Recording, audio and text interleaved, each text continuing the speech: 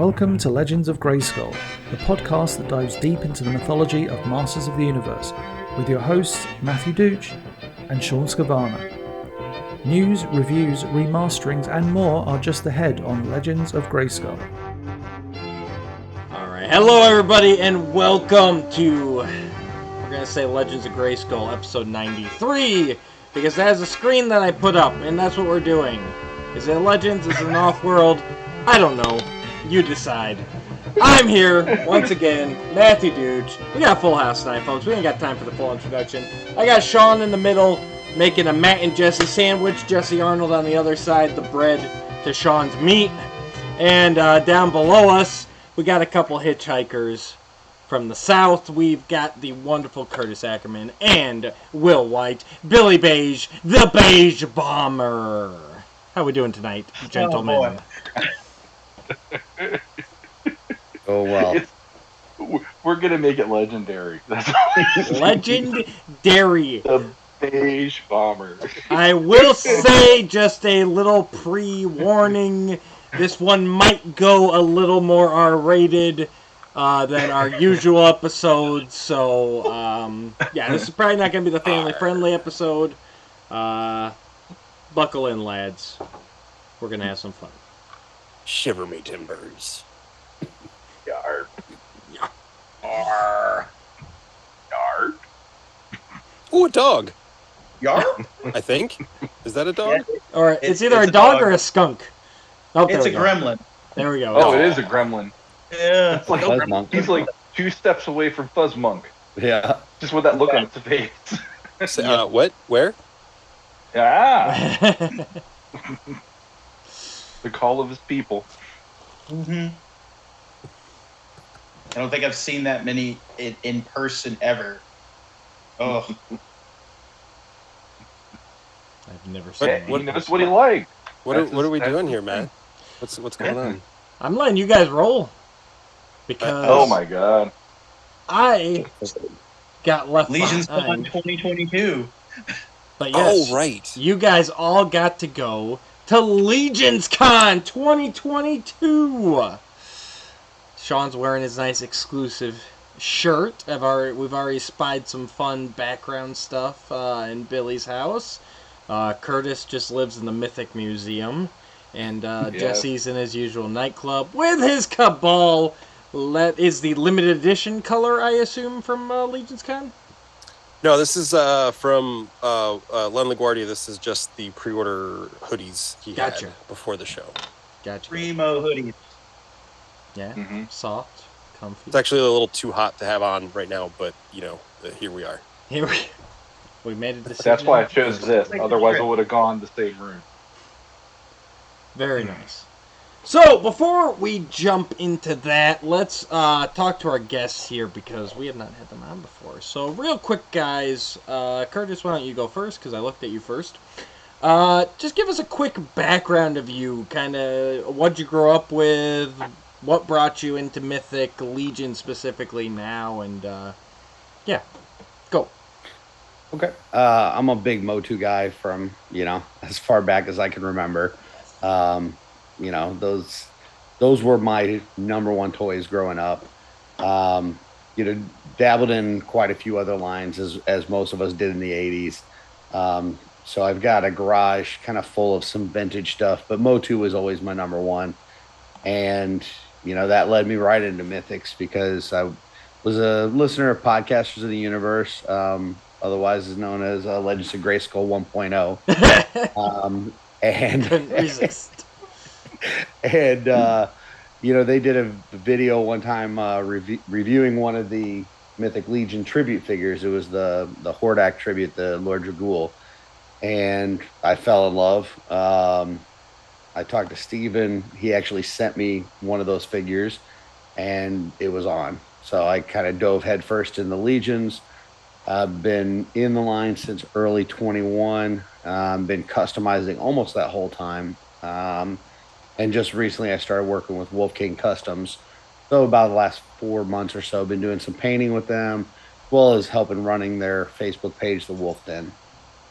Very nice. And Will, how about you? Growing up, When you it was say like, it's on, ooh, what?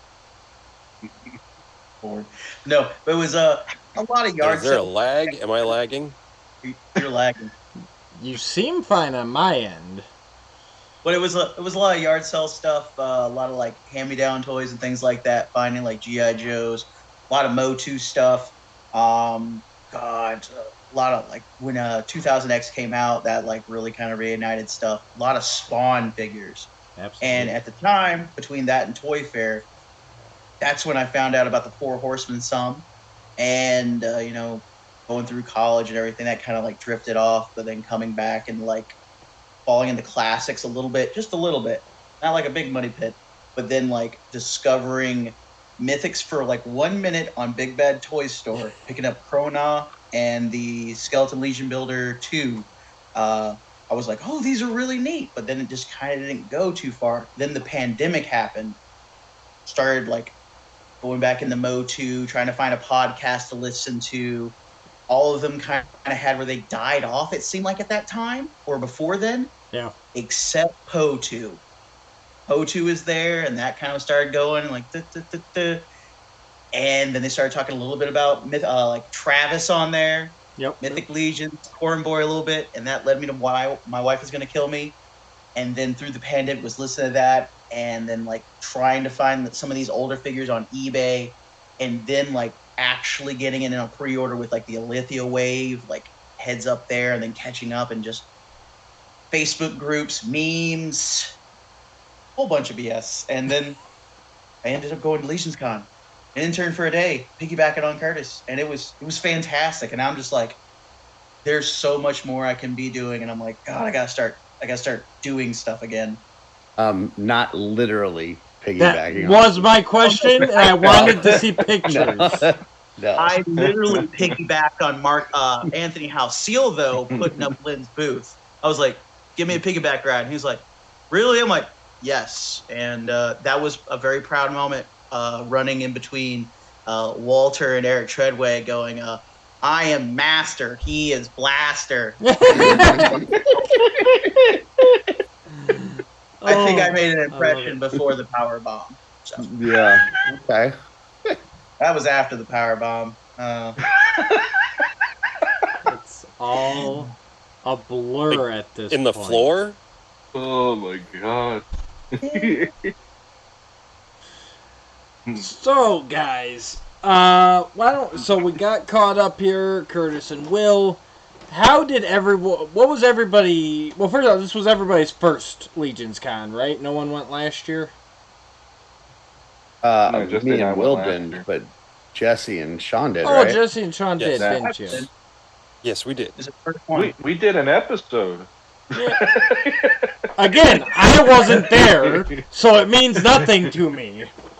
He was like, Turn- saying. Man, sometimes you're turning into Travis, and now you're turning into Jeremy, where you're just like, I don't remember things. I don't. It's been a long time.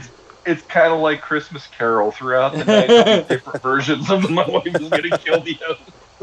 So Sean and Jesse, having gone to last year's PowerCon, damn it, oh, God. going to last year's LegionsCon, like I just said you did. What were your expectations going into this year?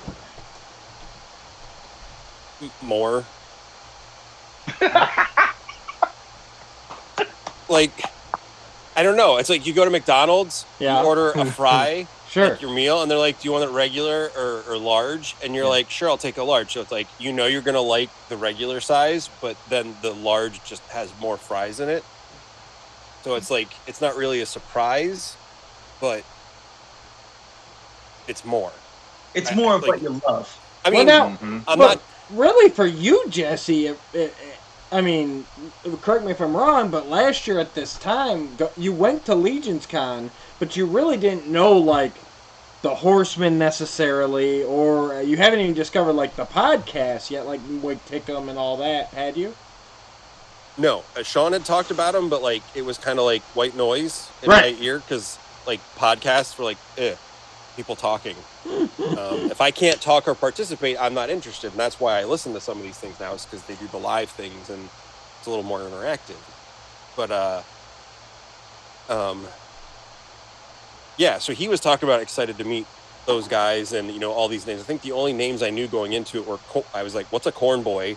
Yeah. And then Jeremy Gerard and Nikki Nicole Cheney were the only like names I knew going into the convention, really. And Sean, what do you expect? So I didn't get to go to the very first LegionsCon, but Right. last year's I thought was fine. I didn't have I thought it was a good one for a 1-day event. Mm. There was plenty to see. You could go through the whole area multiple times and you'd still find something that would grab your attention. There'd be, you know, somebody that was selling customs or a painter that you'd want to, like M.L. Lickman when he came out last year. There were a lot of people coming over and just wanted to talk to him because it was like, holy crap, we got a guy from Sweden showing up because he loves these things so much. This time around, it was almost like 3 times what it felt to do it last year, and I was not prepared for how packed the place was going to be. That was nuts. Like I was very surprised by that, and it nothing against the hotel, nothing against the planning. It's just between last year and this year, the word has been out on these figures and the Horsemen and Mythic Legions, Cosmic Legions. So there are more people interested in this line, which is great. But wow, it was like standing room only, depending what aisle you were in sometimes and stuff. And you know, I was very impressed with it, and the amount of people that came out was significant, as in the creators. But I found it funny that within the first day, Jeremy was like, "Yeah, we already outgrew this place. We need to find a bigger place next year," and that's awesome. You know, like bigger. I don't need it to be bigger to be better, but if it brings more talent and more people and, you know, more guests and things like that, yeah. And also they had the sessions during the days, which they did not have last time around, so that made it special for a lot of people. I know Len's Wolfkin Customs panel went over really well with a lot of people, and Curtis was involved with that, and so was Jesse.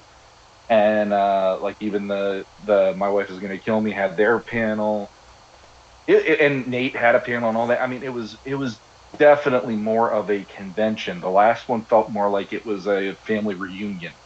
This one felt like it's a legit convention now. I guess that's the best way I can describe it. Very nice.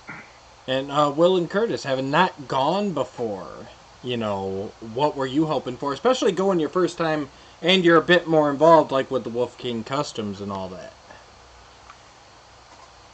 For me, I fully expected that I was going to get overwhelmed, and there were times where I was. You know, I struggle with. I've got a panic disorder, so I struggle with having panic attacks every now and then. And I would say for the most part, it kept it pretty well in check. But you know, like you get to certain points, like we were there for intern, and like you're just waiting for them to open the doors, and you're looking around and you're seeing all these faces of people that you've talked to online. Like some of them I've talked to for years, and you've never actually met before in person. And so it was just very surreal, the whole experience. And then the intern event was phenomenal. I know this year they had to do a lottery for it because there was so much interest. I'm expecting they're probably going to do that in future years.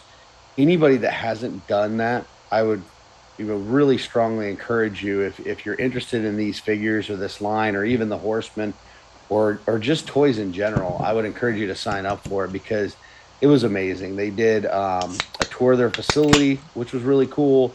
Then they did a session where we actually got to see Eric Treadway do some sculpting, like just starting from a ball of clay and kind of sculpting that out into a character. We got to do a painting session with Cameron and Sherry. And then there was a session with Nate Barch on the box art and Trevor Williams on the photography. So, I mean, really seeing what they do from start to finish was really awesome there. Then, you know, second day G-Con, which I'm sure we'll get into that new wave, but it was just big hitter after big hitter. It was like, man, like they can't top this. And then they would top it with the next figure. It was it was the craziest G-Con I've ever seen, and to be there in person and be able to see those figures was amazing. And then you get to the actual Legions Con event on the weekend, and like Sean said, it was just so packed. Like I know there's tables that I didn't get to see across 2 days. And that sounds crazy, but it was so big and we were so busy, and it was just hard to get around. So I know like Jeremy had already said, like this year's floor for the convention was like 6,000 square feet and next year's is 20,000.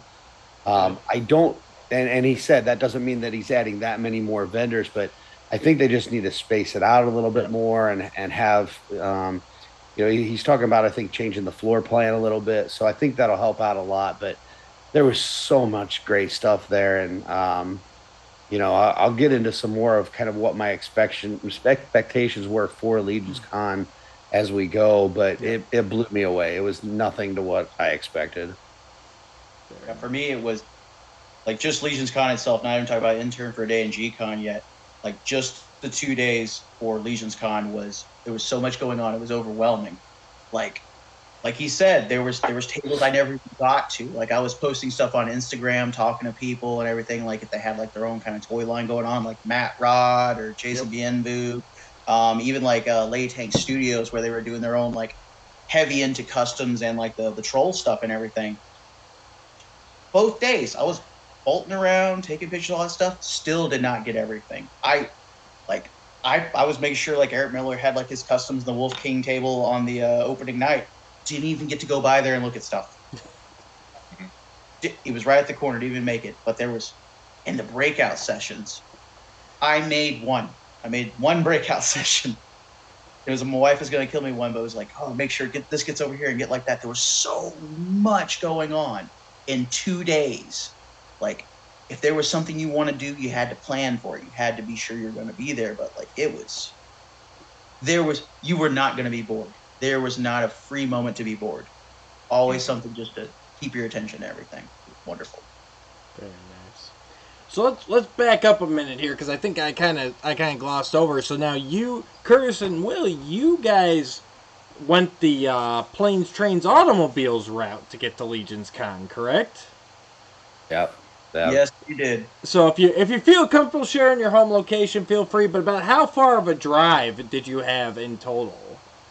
Mine was about 9.5 to 10 hours, depending on stops. But I try to cruise it from South Mississippi to Missouri, where he was at. Okay. And then from there it was about 14.5 to 15 hours to New Jersey. Yeah, it was 14 and a half hour drive. Right. But with stops and everything, it ended up being more like 17. It was just when you're driving that long. I mean, I drink a lot of water, so I had to stop quite often to use the facilities. But then on top of that, it's just like you just got to stretch your legs every now and then and just, kind of walk around. Otherwise, it's just not good. So, but yeah, it was basically 17 hours in the car for me. But for Billy, it was more like 27 hours in the car out of probably 30. So, he had a lot of ride and I had a lot of driving, but we got there in one piece and, worked out. Pennsylvania tried to stop us with all that fog. That was ridiculous. Yeah. Oh my God. Yeah, it was one of those things where we stopped really counting miles or hours and we started counting states. Yeah. It was like, okay, Missouri's done, Illinois' done, Indiana's done, Ohio's done. West Virginia was like a blink of an eye, and then we hit Pennsylvania, and it was like that was it. Like you are stuck in this state for the next 2 days. So over hills, mountains, and under them too. It was just like, yeah. I'm under the blue mountain. What's going on? And I remember before you got interned for a day, me and you were actually talking about cruising up there together, which would have been epic in and of itself, but probably would have added like 4 hours to your guys' drive, because I'm up in northern Indiana, and I'm sure you guys cut across down south. Yeah, that was the plan, was to pick you up, and then we got intern, and that kind of changed things, and then I actually reached out to Jesse because I didn't know who Jesse was bringing. Yeah. And I thought if he was bringing you, that would be perfect. We would still just stop and pick you up. But But then he said something about he liked Sean better. I don't know. There was like a whole more logistics handsome, thing. And cuddling, yep, all that. no, he said you couldn't get off work. Otherwise, that would have Yep. worked out perfectly. But yeah, it was a good time. So long drive. I didn't want to do it on the way back for sure. But but we made it. The way back If is we could have a always place harder. to sleep. Oh, That says it all. Just that. Yeah. So now, having done it, will you drive again next year, or will you be looking at planes? I'm going to drive again next year, but I'll probably be. I know my wife's going with me. Yeah. My son may go with me too. My oldest son is 30. He's in medical school, and he is also into Legions. He lives in California, so he may end up flying out here and then driving with us to LegionsCon and making the trip. So I'm definitely driving. I'm definitely going with my wife. Just not sure if any of my other kids are going with me. yeah. Next year, it could be either flying, driving, or training. But like next year, the next person I got to make sure it makes it LegionCon is Zombie 13. I got to make sure he somehow gets there because he's just spitting distance from me. Okay. And like it was great seeing customs and setting those up here. But next year, he's the next one that's getting there. Yeah, Zombie's good people. I would have loved to see him there this year, and I definitely want to see him there next year. Yeah, and we can't remind me to do it. We can't gloss over the fact that it was a sold out show. I mean, they moved to the big hotel, and they sold out, which I don't think anybody was expecting for them to actually reach max capacity. So that was huge. Well, and the big thing was is that nobody left. Like it wasn't like right. It wasn't like a convention where you sell 800, 1,000 tickets, and then people come in, they do their shopping and leave. Everybody stayed. So like it was a really weird experience because like Friday night's supposed to be set up. It's just supposed to be the exhibitors setting things up. Yep. And then, next thing you know, some exhibitors start shopping off of each other's tables. Sure. Time then all of a tradition. Sudden, right. Then you start seeing some attendees coming in the room that aren't supposed to be there. Where's Greg? Is Greg going to bounce these guys? Yeah. Then you start seeing some people come in the room that aren't even attendees. They have no badge whatsoever. And it's like, okay, this is now free for all. Like, hey, what's going on over here? Yeah. So midway through Saturday night, like selling was in full effect. And it just continued on all the way through Sunday. Like there was my expectation going in, and I had talked to some other, people in the customizing 3D part world, was really, we didn't think there was going to be a lot of money in that room because, and the reason I say that is because last year there was one exclusive, which was the Sir Gerard, and it was a $50 figure, and you could only get one. This year they had two different exclusives. You get two each. You're talking $300 out of your pocket right from the start, plus hotel, plus airfare or travel or whatever. So we're like, I don't know how much money. I don't know what these people do for a living, but there was money all weekend. Like it didn't slow down. People were shopping from Friday night all the way till Sunday afternoon, and it just didn't stop. So it was really good. I think that from what I could tell, pretty much every vendor did well there, which means that vendors want to come back. It's one thing for the Four Horsemen and for Legion shop, to be successful, but for each of the vendors to be successful too means they want to come back, and I think that's what happened.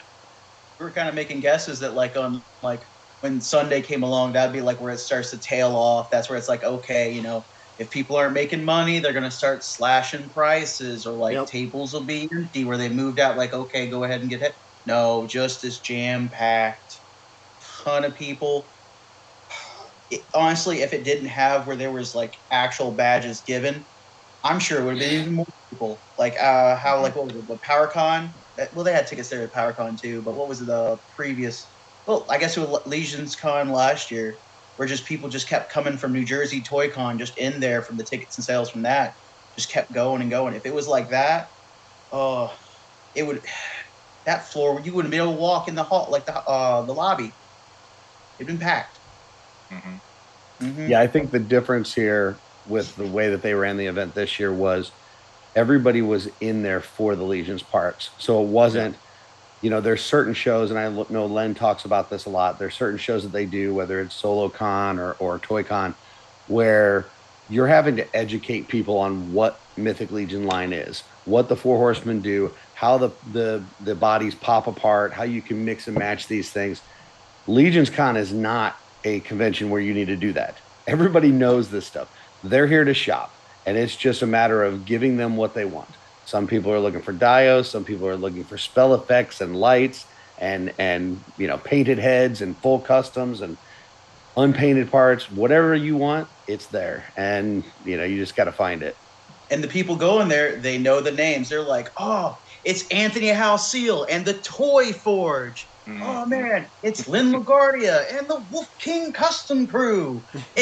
They go there to see the people too. Everyone saw Emil. He was like, he was Swedish Santa. Like kids were going up to him and just being like, oh, Mr. Emil. He's like, oh, stay creative. Keep your dreams. It was great. Yeah, it was really sweet actually. Oh, he had a few moments where, because he was right on the across the way from Jesse's table. So when I'd stop by to see him, then I'd see Emil, and he'd be like interacting with kids, and he'd get down on his knees and talk to them and stuff. And I'm like, that's so much cred, because for a creator and for somebody who they're there to do their table, they might not do that. They might not take the time to do that. But I think it's the whole, he sees a kindred spirit in their awe and their excitement to be there and what he's doing, and he wants to keep fostering that, nurture it. So I saw it at least 2 or 3 times with him just taking the time with those kids and stuff. And it's like, there's a reason he is as special to the Legion's fans as he is. And when you see him in person, he does not disappoint. He actually makes your heart fuller for that reason. Yeah. I mean, there's some legitimate superstars in our world, that we're, and Emil's one of those. Like, everything he touches turns to gold. He can animate, he can draw, he can sculpt, he can paint. But then on top of that, he's just a good dude. Like, he's just really down to earth, sweet guy that cares about everybody. And it's like he's not the exception. Like, there's so many people in that room that are the same way. I met so many people this weekend that I was like, man, like, how are you so good and perfect and talented? And it was just like, there was a lot of them there. So it was a really awesome experience. Like, I never got a chance to meet Patrick Boyle before this at all. I'm like, that dude's aces. Wonderful guy. And meeting like Jeremy Gerard in person, I was like, oh my God, he's like half an inch shorter than me. Oh my God. But just seeing this man, like, every time on like Mythic Conversations and stuff on a Wednesday, he's just there, larger in life. But then walking into that exhibitor hall and him seeing Curtis and seeing this man sprint, like he is moving too fast for his frame, sprint towards Curtis to give him a hug. I was like, this is pure joy. It was pretty cool. Yeah. He's fast. Yeah. Now, Jesse, you had a booth there with a dio. Now, and you had sent me pictures of this dio, and amazing work, by the way. I mean, I absolutely love it. I would love to have something like that in my house, but actually seeing it set up, because you really just took pictures of the dio when you shared it with us, but seeing it set up with you standing beside it and how massive it truly is, like, I did not realize the scale properly, or I did not appreciate it properly. I remember seeing pictures of the dio before you in person with any figures on it, so I was like, oh, okay, it's like, this is the size of your like Xylonia statue, right? No, it's like a human torso. With a horn. Yeah. So number one, how was it transporting it and getting it set up? And I mean, that must have been interesting. It's because it's mostly foam, so it wasn't. It's fairly light. I mean, and Sean helped carry it and stuff. So like, other than being, so my initial plan was, I'm gonna make the dial half the size of the table because we got the table measurement. So I had these boards at work. I was like, I'll cut 2 of them that are each half the size. I'll put one out one day, one the other, and I'll just see what I build. And the one kind of came out exactly how I expected. The steps with the Stonehenge thing. Yeah. It was meant to be more just, risers to display an array of characters. But the other, I started putting out an idea, and then I had images of the Angkor Wat temple from Cambodia. It's in like the Tomb Raider movie where it's got like the tree roots coming down. That was kind of the initial inspiration. And then I was like, oh, instead of tree roots, I'll make a statue of Xylona or something. And sorry, I feel like there's something crawling around my face. And it just kind of went overboard. And, it was all first time stuff doing it. And I was like, if I'm going to do this, I might as well do something big that, it wasn't intentionally done to like people could see it around the room. But I was like, I just want to make something big, that's impressive to the figures. And yeah. No, it looks awesome. It looks like one of the kind of naturally the detail in it's amazing. Like I said, Thank you. It looks like something that was carved over eons, or centuries, and it fits right in with the flock, which I know is your favorite faction. So I hope you set up. This was your first time setting up as a vendor, so how'd that all go? Did you have good reception and everything? Oh, absolutely. The only even like remotely negative thing I have to say is like Friday night, the setup, because I had not set everything up before and I was featuring stuff for 2 other guys, that one of them wasn't there. I was stressed out to like get everything set up properly. I didn't mind. Everybody that came in was very nice and nobody was rude or discourteous or anything. It was like, wait, this isn't supposed to be happening. And that just threw off my very focused brain on what was happening. And someone was like, oh, it's 10 o'clock. This was supposed to end an hour ago. I was like, it's 10 o'clock. I was like, didn't we just start setting up like 10 minutes ago? We'd been in there for like 5 hours. But no, it was great. It was hard to get out from where my table was. It was hard to like get out to the floor. So I didn't get out as much as I would have liked to, just because it was easier just to stay back there rather than switch off with Sean or Mark, who was there to with his stuff. But my only real regret was not getting to go around and like talk to people, or like that Friday night setup that Jeremy was, the way he was talking about that experience, how that was going to go. I don't think turned out at least the way I imagined it from his description. So I saw a couple people stuff here and there, before we kind of got chased out Friday night, and then a little bit Saturday morning, a little bit Sunday morning. I know. Great. I know what you mean though, Jesse, because I think that like the way that Jeremy was describing, the way I thought it was going to be kind of a very intimate setting Friday. There was going to be just the vendors, we'd be able to kind of hang out and talk and this and that.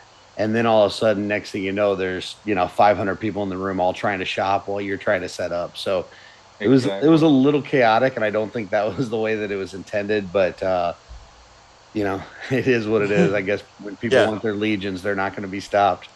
So just a doorman next year. Just need a guy who's on the door. That would have been great. Yeah, if there was somebody at the door just making sure that the only people in there had exhibitor badges would be great. But yeah, somebody who's good at power bombing, maybe. Keep maybe there was was it Chris Emmert, I think was his name, was sitting at the door Saturday morning making sure people only with badges that were allowed in. So I don't know if something just fell through, someone didn't get there in time, or it just with the excitement of everything, someone just next year if they get somebody with like a cop haircut to kind of just sit there Friday night. Well, I know. God, I hope they joked about. I hope so. They joked about Greg being the bouncer, but like Greg was on like cloud 9 billion Oh, his homage figure was unveiled. Like Yeah. he'd probably let anybody walk in there that day. Yeah. After G-Con, he was on such a high he didn't need anything out of his pocket. So Greg didn't need to dip into his personal stash that day. So, yeah, let's go to intern. Let's go intern first. Sean, you've been before. No one else has, correct? Yep. Hadn't been before this day. Well, that day. So I do hope this year, Sean, you were able to procure me the Cyclone 2-up, correct? Technically, it's still the same I have year. a photo. That's all you're getting. They wouldn't let me leave with a... One thing I ask of you. So. You just got to have good enough trade bait. Yes. Yeah. And they don't have... I don't have anything those guys want. They have everything I want. That's the problem. Yes. I will say that those 2-ups... those 2-ups are the thing that I wanted to see the most out of anything else in the studio. Even like watching them paint or anything, and they did not disappoint. Those 2-ups are phenomenal. That Stratos. Yeah. And they not only obviously the sculpts, which translated well to the figures, but they have the original intended paint schemes because the Horsemen painted the 2-ups themselves that they should have gotten. And I remember I was in high school when that line was premiered, and I remember printing off at home pictures from the Comic-Con of those 2-ups because, that I felt that was the only way I'd be able to keep them and everything. And, we had Toy Fair, but that was about it. And even really by the time that got shown off, it was the production paints and everything, so... But yeah, it was an exciting time, and those 2-ups take you right back to that time, because nobody does that anymore. I can't remember which. It was one of the He-Man documentaries, and I don't remember which one it was. But one of them, I saw they were interviewing a guy, and behind him was the Trapjaw 2-up. Yeah. And I remember, I would watch it and rewind it and watch it, and I'm like, what is that? Like, what the fuck is behind him? I need whatever that is. I need that. And I would search eBay, and I had no idea what a 2-up was at the time. So I'm like, there's got to be this huge Trapjaw somewhere because I've seen it. It's behind this guy in this documentary. Right. But yeah, seeing it firsthand was awesome. The saddest part about those is that over time they will break. Yeah. So between April when I was there and just last weekend, there was a little more chipped away on the Skeletor statue. Tila had her hand from the wrist basically on the ground in her case, and Cyclone, Stratos, Clawful, those were pretty much intact. But some of the heavy hitters that I would have really wanted to grab first, no offense to Cyclone, but just he's not my guy compared to give me Trapjaw, give me Skeletor first. And those definitely have they've aged, which is really sad for me because those things are just absolute art. Well, and especially the Skeletor, that's the NECA statue, and those things are notoriously brittle. Because I have, actually they're right there, I can see them, you can't, Skeletor and Clawful out of that line. And yeah, Skeletor, one of his fingernails came off. A lot of they came with little accessory pieces for the stands, and a lot of those have just kind of, and I haven't even handled them. I'll come over and it's like, oh, that just disintegrated. Cool. Yeah, they had both of them there. They had the NECA statue, and they had the 2-up of the Skeletor from 2000X. Nice. And it was just one on top of each other, and it was just like, oh, it was amazing. What a great And what was it? I'm sorry, I'm blanking on the toy line right now, but the Four Horsemen had it for a minute there, and they got some of their figures out. Power Lords? But one of the prototype, huh? Power Lords? No. It's this guy. That is Power Lords. Yeah, Power Lords. Okay, there we go. Power Lords. Yep. I never, I had only seen, maybe, their first prototype of the figure for him, and it was there. It was there. I got to see it. Got to see the other stuff they didn't put out, and I'm just like, I can only hope they have get to crazy designs like this in Cosmics. I can only hope. Well, the beauty of Eric Treadaway is the guy that helped create the Power Lords line is one of his influences. Basically, he brought that up he brought it up when I was there in April about, I forget the man's name unfortunately, but he name dropped him and said, that guy did such a good job of, you don't know what an alien is, and he went completely off the radar of all the stuff that you would picture, and he's doing all sorts of crazy stuff, and I feel like he's really going for it with that line in particular. On the name too, because he had where he did a book on aliens and he did a book on fantasy, and it's just like the designs are so out there, like you said. Yeah. Just I can't wait for Cosmics, but things like that and seeing the stuff they do for even Broadway and stage plays and just prop stuff. There was shelves that people walk by where it was just, this is a 3D printed block and tackle. There was, for some reason, chicken feet everywhere. 3D printed chicken feet. And there was various sizes. There was little small ones. There was a set of earrings. There was a lamp. There was a back scratcher. It was a lot of the same chicken foot. It was this little in-joke thing going on there. I'm like, this is so weird. And they had the I'm blanking on the name of the play, but Samuel L. Jackson was involved in it, and they did the piano for it. And they had the picture right on the wall where it had Samuel L. Jackson, all the signature stuff like that. And they showed us the 3D printing area, and it had where they were printing up just like a 1/12 scale to 1/6 scale, 1/6 scale version of the piano. It's just like they do all this other stuff besides toys, and it's mind blowing. So what was each of your guys' favorite session during intern? I'll let you go first, Curtis, because I think it's gonna be mine too. I think mine was the painting with Cameron. Is that where you got the little bust and you got to paint it, or was this a different? No, we got to do there was a separate session at the end of the day that was where you do the painting. That was really fun, and I didn't know if I was going to paint mine, and then once I got it in my hand, I had to put paint to it. But when we went on the painting one, they kind of broke us out. Half went to Sherry, half went to Cameron. We were with Cameron, and just listening to Cameron talk about. It was really cool just to hear how he started with Four Horsemen. He hasn't been there that long, and so kind of how he got his job there. But then, how they go about painting the prototypes and the collaboration between the sculptors and the painters on what it should look like and different paint techniques that they try. It was really cool. I really enjoyed that a lot. Yeah, just all his tips on just going hey, you may not need an airbrush, but pick one up. Learn how to use it. Just have where you get over there and mess with it some. And just seeing all the things that he does and just going over he had an alder antler. He had an alder antler, and he just had different spots on there where he was doing different types of paint for the bones for the Necronominus wave. He's like, okay, this is the bone color of Necronominus. This is this could be right here. And we went over this and this didn't look right. This is more towards the deluxe Legion builders. It was now neat.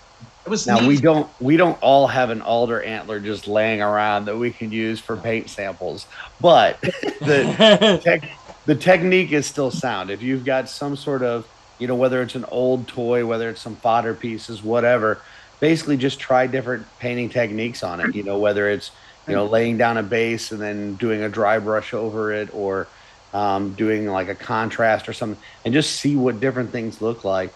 It was really cool. I appreciated all his help with that. And just finding out the little background things that he's interested in too. It's oh yeah, go home, paint Warhammer figures. I'm like, I like Warhammer. That's dope. It's hey, I got this Vermilion Minotaur sign on the door. I'm like, y'all listen to Welcome to the Magic Tavern? He's like, yeah, me and Joe Vasapolo just get all cut up in it in there. I was like, yeah. We're the same kind of nerds. Same kind of nerds. Yeah, Cameron and Billy got off on a tangent talking about Salem witches and New Jersey Devil, and all kinds of stuff, man. They were talking about some stuff that I knew nothing about. But you got to paint, so I got to talk about like paranormal stuff and everything. Like the Pine Barrens are ever changing. I'm like, oh God, this sounds amazing, and it's in Jersey. Mm-hmm. Yeah, like Cameron's aces, fantastic guy. Yeah. Very nice. Sean, Jesse? Well, for me, it's hard to pick anything. I enjoyed all of it. Watching the sculpting was just really cool because that's not something I can process with the 3D stuff. I'm not saying I'm good at it in general, but like I just started doing it with the dios and stuff. But watching him do that and just take the advice from the audience, you know, the suggestions and this and that, and just watching him like zip through it. And I know that's because he spent so many years doing practical. Yep. It's not because the program itself is easy. Watching him do that was cool, and seeing the different ones, because he did 4 different ones, so he did 4 different heads throughout the day. So I guess if I had to pick like a favorite thing that came out of intern, it wouldn't even be the session I was in on. It would be that, because he did a female fuzz monk in one of the groups. Oh, nice. And it has been said that some of the things he's worked on in intern have made it into the line, especially with a Cosmic Legion one he showed. So fingers crossed we get a female fuzz monk at some point in the future. But and the stuff with Nate Barch and Trevor and the tour and everything was just, all of it was so cool. But I think the session I had with I was with Sherry for the painting session, and Sean was with me, and Mark Rivera and Dave Karbolka, and I want to say 1 or 2. It was only a couple of us in her room, because her office was really small. But I really enjoyed like the smaller intimacy of that, because it was more of like a Q&A session. She didn't really do a lot of painting demonstration with us. But it was a lot of give and forth, and she made a lot of eye contact with everybody. She just made you feel like you were really engaged, and it was just really cool to hear how like they work with some local high school kids on some sort of program or something. So it's just really cool, you know, as exciting as the toys and everything is, just to see like a different side of, you know, just, I mean, they're all just people, you know. And as cool as the studio is, like I was thinking about, Sean was saying the statues, the pieces that were broken and stuff. I was like, it's like, yeah, this isn't some like weird upscale, like hoity-toity fancy place where like everything has to be perfect. It's like, these look like our shelves. Yeah. You know, they just have more people come in and get to walk through there, you know? Yeah, I didn't have the session with Sherry, but after we painted our bust, I was just walking through the hallway and stuff, and she like came like basically running down the hallway. She's like, "Oh, I didn't get to see yours." She's like, let's come over here to the light so I can see it. And so like we went over to this other section, and there was more light in this office type area. She looked at it, she's like, "Oh, I love it. There's so much depth." And I'm like, this is fucking Sherry. Like, this is Sherry from the studio telling me that she likes my paint job and that it's got so much depth. I was like, yeah, I was cloud 9. But and I think for me, I hear what you're saying, Jesse, and I loved all the different sessions. I think the reason why I enjoyed the painting one the most is because that's one that I felt like I could take something back home and use. I don't know how to sculpt. That session, although it was amazing, there's nothing really that I'm going to be able to take from that and use. The stuff that Trevor was doing, like, it was great, and he did some great photos, but he's got some equipment that costs more than my house. And like, I just can't do what Trevor does. But, you know, the painting session, like, there was some stuff in there that I was like, this is good stuff. This helps me out. I can take this home with me. So, but you're right. Like Sherry, all of them, like everybody there is so nice. There wasn't one person there that I was like, that's the one. That's one that's a jerk. No, there's no jerks there. Yeah, So, even George eats pizza. yeah. Ultimate for anything then. Yeah. But yeah, everything had a takeaway, like you said, because like even with the sculpting with Eric Treadway, because like he had computer issues at first when ours started, but he still had where he was answering questions and stuff like that, and seeing him do it, it's making me want to go ahead and get a new computer and start fiddling around with it myself. Seeing Nate Williams, seeing Trevor Williams like do the photography in person, it has where it gives you a better grasp of what he's doing in his videos and stuff like that. You're like, okay, I can make a bounce card. I can do the foil. I have like random cheapo lights. I just need to arrange them in places and get like the film or whatever and stuff like that. I can do that because I saw him being able to do it. It was really interesting. And then stuff with like Nate March, where it's just like you see how he pulls his art together and just like goes from like a I guess say like a dark background and just adds the color, adds the life to his stuff is really neat. I think the one thing that I would like for intern at some point, or even if it was like intern plus, I want Corn Boy to do like a little session on just like producing a toy line or producing a figure, like going from nothing to that and just the not the production but the management side of it to make sure it goes from A to Z, what he has to do, or just in theory what he has to do. That would be the next step with that, to see that. And I just love hearing the man talk, even when he's heckling me. Yeah, you'd have to have him and Chris do that together, because Chris is the one that's really neat. He's like, shoulders deep with the company over in Asia that produces the figures, and they were giving him a lot of compliments on how well he can make their wishes known to the company and get what we're getting back and have it be so close to the prototypes that we're seeing, so there's no Super 7-ish about it. It's just, this is what we saw Trevor take the photo of, Trevor Nate, and here we are on the other side of it, and we have the exact thing we were hoping for in hand. So yeah. What about you, Sean? What did you like about the intern? Oh, I'm a fanboy for Nate no matter what. And every time I see him, since the first intern back in April, he was the first person. Even though Jeremy Gerard was the first person that let me into the studio in April, his first words to me were, "Where's Jesse?" He didn't even say hi. He just goes, "Where's Jesse?" And then I had to explain the whole thing. And then I kind of annoyed him because I told him I didn't want to tell him that I won and all this stuff. And it was this whole thing. So like this year, even, he didn't say hi to me. He just made fun of me for taking pictures of the 2-ups for the Masters. And I'm like, we're at this point. We're going to antagonize each other.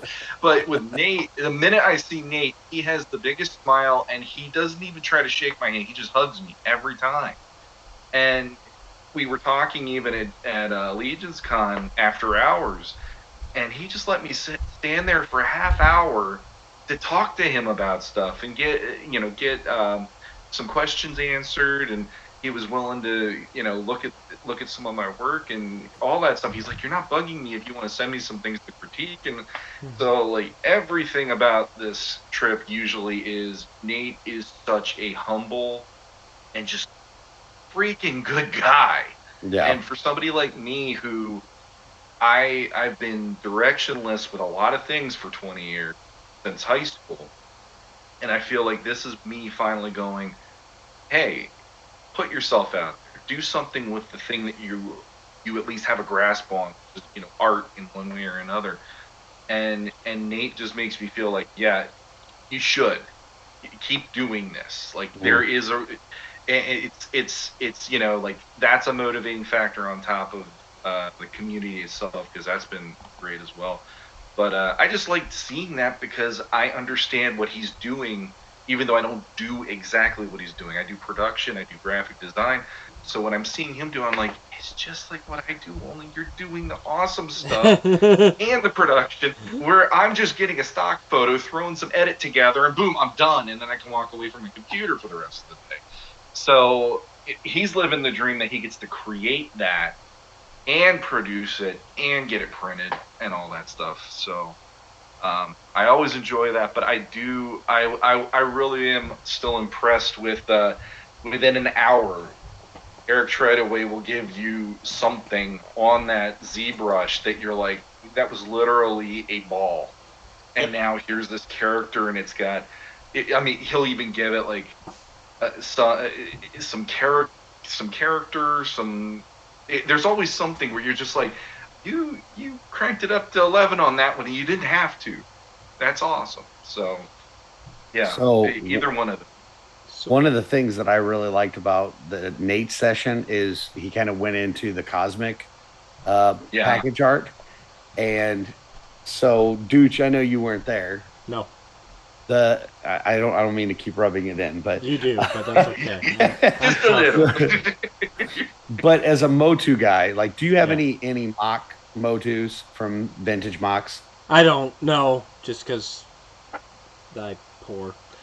But But when you think about that old packaging, Oh, yeah. like I mean, it brings you right But- back. I can envision all of it in my mind, seen as a kid in the aisle. It hits you in a way nothing. well, has the since. front, it's like here's Yeah. the figure, you've got the the big blowout thing, but then what happens when you turn it around? Mhm. What happened when you turn around the figure?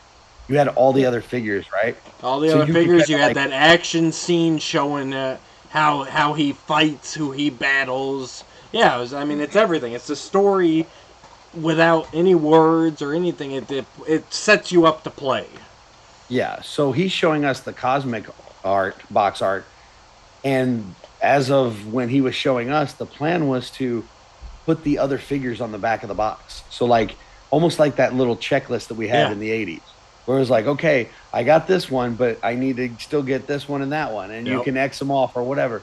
Like, I thought that was so cool because it's he's taking all these new design elements and throwing them in there, but there's this callback to, we're all toy fans, and he's a Motu guy just like we're Motu guys, and it's like, hey, here's this callback to what we used to have when we were kids, and I thought that was so cool.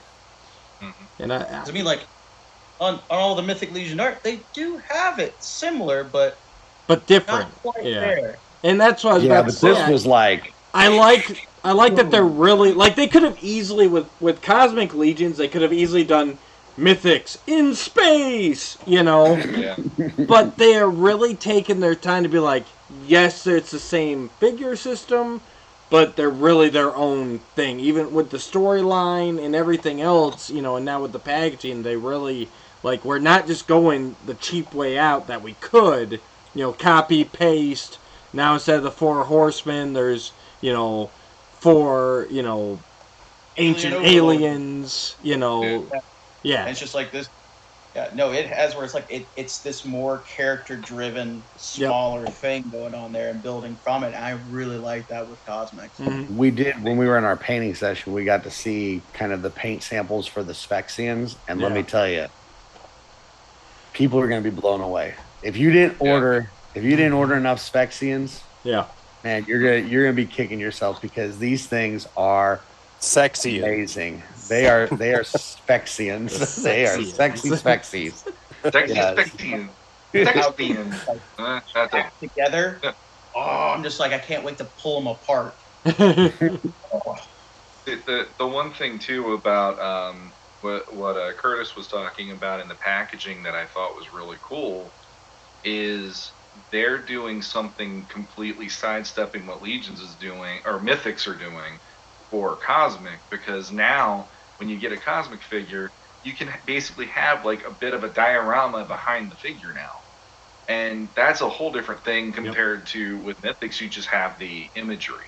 Yep. But this time around, they're trying to incorporate it so that the fans can actually use the packaging even if they don't have a dio. And that, I'm like, that's pretty freaking great. Like they're seeing what the fans are doing, and they're adding a new level of the fans will appreciate this. And when I found out about that, I thought it was awesome because they're working to try to make it into something where it's almost like a collaborative effort when you get the whole wave too, which that's like, yeah. So the problem is you won't have room on your shelf after probably 2 wave because you'll have all these dios, but that's still awesome, Yeah, it sounded like they were focusing on making like the interior of the box, because they're going to do a different box style than the Mythic Legions are going to stay the same, but the Cosmics are going to be different, at least at this stage. And then the inserts are going to be more character based. like per character, and the exterior box, other than like the character specific pieces, are going to be roughly the same. Kind of like the ogre boxes are now, where it does have like that little slip of art in there, but you need to each one and scale differently. The other real quick thing that I liked is when we had the promos come out and they were the silhouettes of the characters for Cosmic, when they were leading up to the reveals and all that, they had Crashbox Customs come up and do some dio work and custom work for them. So this line is more of a hand-in-hand with the community to create this, because Crashbox kind of set the template of the look. So Nate actually is going back and forth with what they created and, doing his own take on it. But then there's kind of like a give and take with that, which, again, they have C. Jessam working with them now, and that was another person in the community that wanted to, add flavor to what was going on with Mythics with the soft goods. So that's something that's just amazing. When I think of the Horsemen, they will actually have people that enjoy what they do team up with them to create some new stuff. And it's like, fanboy dream come true. If you're wanting to live that dream, it's possible if you get their attention and they think that you're doing stuff. So you're telling me I have a chance? Absolutely, you do. I told you. I told you. See, that's the thing. I remember this conversation. The one night I'm at his apartment, he's showing me all the stuff that he was coming up with, and this is only after LegionsCon. Yeah. And he's like, I did this, and I did this, and I did this. And then I go, you have enough to have a table. Yeah. And he's like, you think? And I'm like, how do you not see that? Like, you have enough for a table. And then he's like, get a table. And then the next thing you know, here we are. And I am the proud owner of a Jesse Arnold custom. 2 of them, actually. I don't know which box they're in at the time. But, and one other thing. Props to Jesse, because he created that dio. Yeah. And that didn't come home. I was going to ask if he sold it.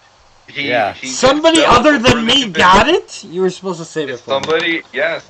So the Xylona dio that he created is actually now in someone's house. That's crazy. I call it the Wellspring just to avoid legal issues. Yes. But it is proudly on display at Hal Picari in Ohio.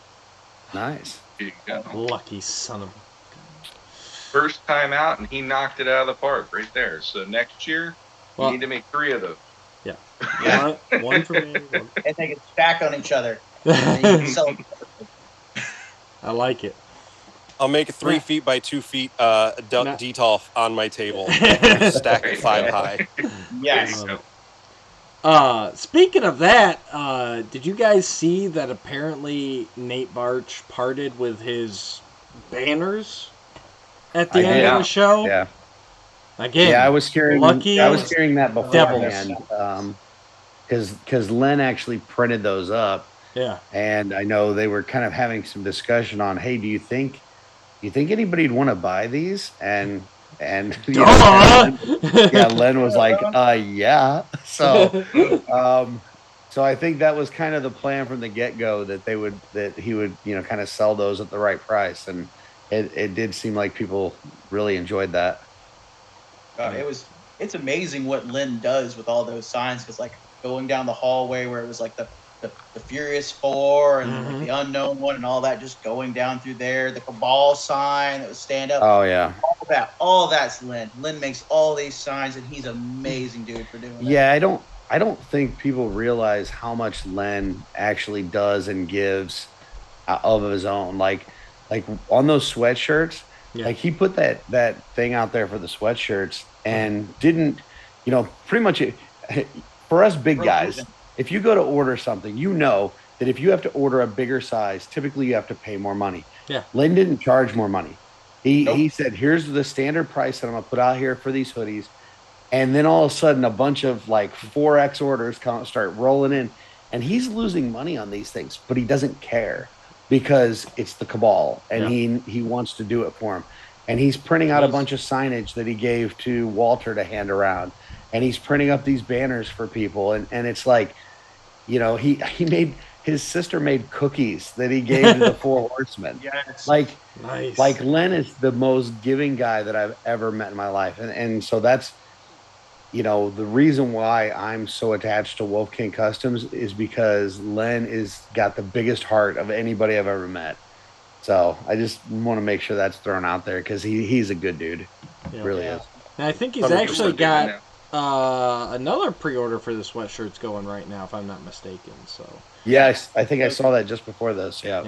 Those will be the ones that'll be shipped and stuff, though. right. But Yeah. I'm just saying. There's a So little bit of like a discount to pick them up at the show, and still, like Curtis said, he ate some of that, but Yep. like, again, Lynn does so much for the community still, and it's just like signs, all of it. Like this was my first convention I went to. He threw a shirt at me, got me helping like put the booth together, gave me something to do, so I wasn't just standing over there awkwardly going like, "Oh, look at these booths. There's no air conditioning in here." Oh, no, it was building stuff. He'll put you to work, that's for sure. nice. Yeah, he gave me something to do, and I was like, "Okay, I'm getting to know this person. Oh, here's Nathaniel Armstrong. Oh, here's Eric Batram. Oh, what's going on over here? Oh, Stephen Bashani. It's all coming around. It's like, oh, there's Jeremy Gerard. Okay, give me your custom. We'll make sure it goes in the booth here. And just all this stuff. And it was, as much as I helped him, like, Lynn helped me just adjust to, like, a big convention I've never been to before. And I appreciate that. Yeah, Len is top shelf, awesome people. And got to give a huge shout out to Ryan Anthony, because he is the one that resolved our air conditioning problem in the floor. Mm-hmm. Apparently, no one thought to turn the air conditioning on, either in the hotel staff or from the. So we're in there setting up. It's Friday really night. hot in here, guys. It's like 60, like high 60, 70 degrees in New Jersey in November. Yeah. It's gross, and you got all of us, mostly dudes. There were ladies in there helping set up too, but like sweating, setting all this stuff up. And like 3 hours into it, maybe almost 4 hours into setup, finally I hear the air kick on, and I was like, "Oh, thank you, Jesus!" Yeah. Well, and the pool was right next to the convention room, and so all the humidity was coming in from that. So it's like now we're hot, we're sticky, we're all moving around a lot. It was terrible. So yeah, that air conditioning definitely came in handy for sure. Yeah. So thank you very much, Ryan Anthony. Yeah. Before the AC kicked on, it was South Mississippi in there. Not dead of summer South Mississippi, but it was just like swamp. Ugh. Nobody. Ugh. All right, so on to G-Con, which, as everybody listening should know, is where the Horsemen, that's like their reveal show. And they did basically all Friday. I did not get to watch it. Unfortunately, I had to work that day, and I was working with somebody else, so I couldn't even throw it on randomly. So as someone who didn't watch it, but saw some pictures from it, I gotta jump right to Jesse Arnold. How the hell did you make it up on stage for one of the reveals? So we're sitting on the most comfortable folding chairs in the world. That's a lie. Sean already bitched about the It chairs was to like me. 4.5 hours in or so. No. No, I had my shorts. I'm super classy, so my cargo shorts have Velcro back pockets, which whatever. They fit. They're comfortable. I don't care what they look like. No, that's what I wear. But every time I stood up, We all wear them. the Velcro was like latching onto the cushion on the seat. So every time I stood up, I had the seat cushion stuck to my ass. I was like, which I was trying not to stand up too much, but you have to like adjust on those things. But I'm sitting there. I think like, I don't know, like 15, 20 minutes in, Sean just like disappears. It might have been longer than that. I don't remember. But so we're sitting there, and then people are coming in and out from time to time. No one told me the lunch was there until like well after the pizza was gone. And so I missed out on your pizza, Curtis. Thank you. Yeah, props to that. Curtis got pizza for everybody Nice. on on G-Con Day. So I'm sitting there, and I hear someone sit down behind me. So I was looking to see if it was someone I knew, and just be like, hey. And it's Cornboy, and he's like scrolling through his phone. So I was like, oh, I don't need to look. I'm not snooping on his phone. So I look back up front, and then a minute later, I feel like a tap on my shoulder, and I look back, and he's like, hey, at 2:15, will you go up there with Jeremy DeWitt and help with one of the reveals? I was like, me? He's like, yeah. He's like, okay. So, I just kind of I was like, it wasn't nervous about going up there because I get in front of the cameras all the time, like that. It was just like, I'm going to break it. Like, I'm gonna reach to turn it around, and it's just gonna disintegrate on the table, or I'm gonna go to talk, and it's gonna come out like this, but no, it was yeah. So I just waited, and then they called us up, and got to sit up there with Jeremy from the podcast, and be there for one of the. I can't tell if I'm just that excited about that figure because I was up there, or if it's just that cool because they're all that cool. But yeah, it's probably one of my favorite figures in the reveals. So which figure did you get? I don't even think I saw in the picture. Which I just saw you and Jeremy up there. Was Maxilius the Reaper? Okay. So it's the Grim Reaper looking one. Yeah. The first one they revealed that's head to toe full skeleton under its robe and everything. So which by the way, $37 figure. Yep. You can get 3 different looks out of it. Yep. You've got a soft good alone that if you were to buy that from C. Jessamine would cost twice that. Like, and you get you can get a skeleton, a full bone, top to bottom skeleton out of it. $37. It's ridiculous. Yeah, if you get the all in, you get one of those figures. The way that they're able to keep those prices basically down is ridiculous. And with new articulation, they haven't had in a 1.0 figure ever in like the torso too with it. Just like extra hands too. Oh my god. That few, I didn't even see this in the initial reveal because I was right there and the hood was down over its head, and I couldn't see the screen very well. I didn't realize the skull for the character version has like the fused sockets for the eyes. So. And just like the whole bone armor and all that stuff that just really ups the kind of sacrilegious vibe that the I know they are, the congregation's essentially a religion in a way. Just I don't know. Yeah. Where Sean's probably like, you're not the guy who knocked me out with a pillow for bringing Spawn over. but like, it shows growth.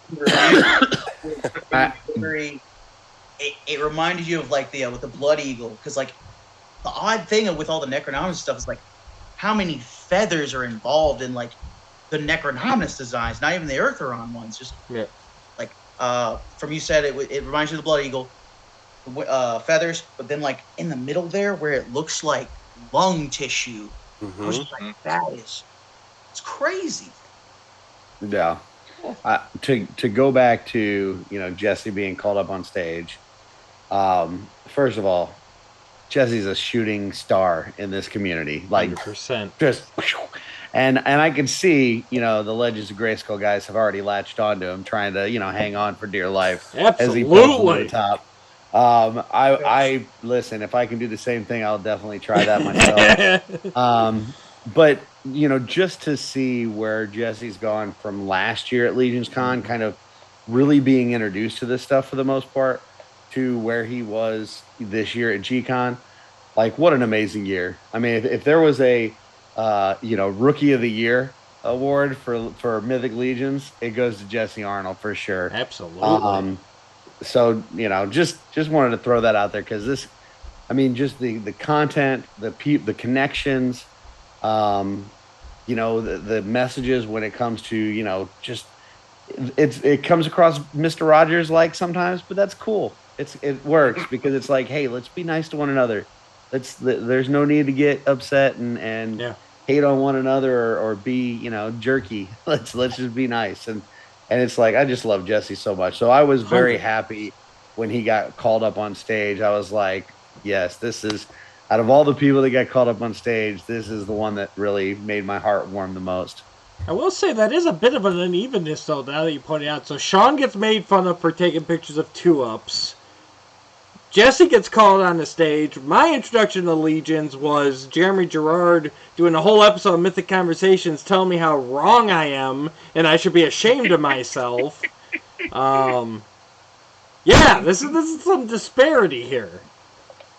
We're the rotten apples in the bunch right there. Right. But I do love Jesse, and he deserves everything he's gotten and more. So I was so overjoyed to see the picture of him up there. Is that he made it? Good for you, kid. My biggest takeaway from that moment, other than being up there, was getting in a joke that Sean heard me kind of just flywheel on the way up there. I was doing some weird Jersey accent as we were driving to our hotel Thursday morning. And it just came out. It made me laugh. And like Jeremy just teed it up so perfectly for me to set up that My Thick Legions. And just the fact that he got so tickled by that just made my day. My Thick Legions. Oh, that's good. Yeah, the whole G-Con event was really cool, though. I mean, Pete was hilarious. The whole skit where he was like basically taking over Jeremy's job, that was great. The Brad and Michael coming out at the end to reveal Necronominus, and the whole thing with Michael hadn't been on a few shows, and seeing those two up there together and like just both in awe of this figure that came out and putting their arms around one another and stuff like there was just, I don't know, the whole thing was really awesome.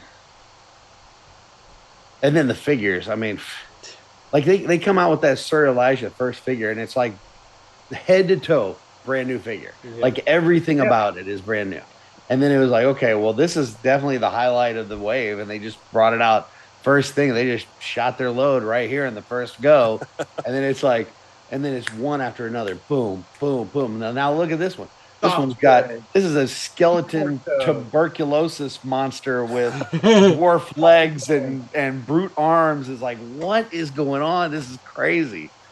All right, so let's go through it here. It's a perfect opportunity. We're not going to go through every figure. We'll leave that to the professionals, which we are not.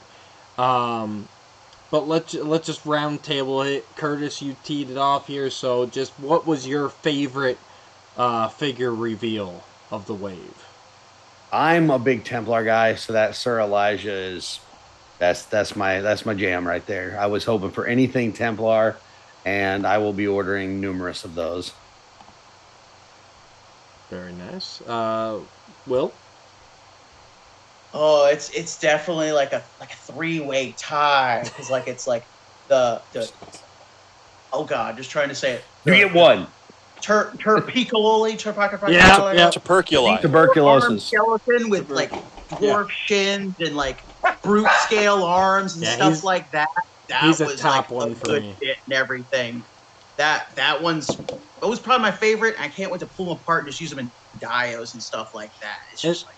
And it took you by surprise, because you expected the knights, you expected the skeletons. There was a lot of speculation about the full skeleton, but then they come out with that monstrous skeleton thing, and you're just like, yeah, I never would have imagined that, but he's living in my nightmares now. Head. Oh. Yeah. But then number 2, Sir Greg.